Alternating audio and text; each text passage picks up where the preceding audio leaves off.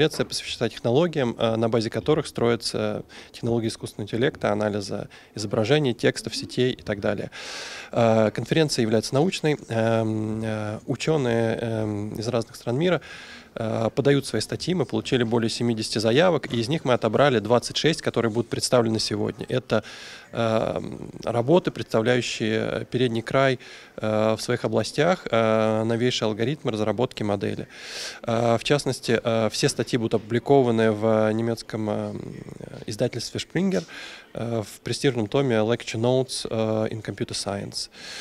Соответственно, конференция будет полезна как исследователям, так и студентам, так и людям из индустрии, которые хотят узнать что-то больше об анализе данных, искусственном интеллекте, машинном обучении и связанных технологиях.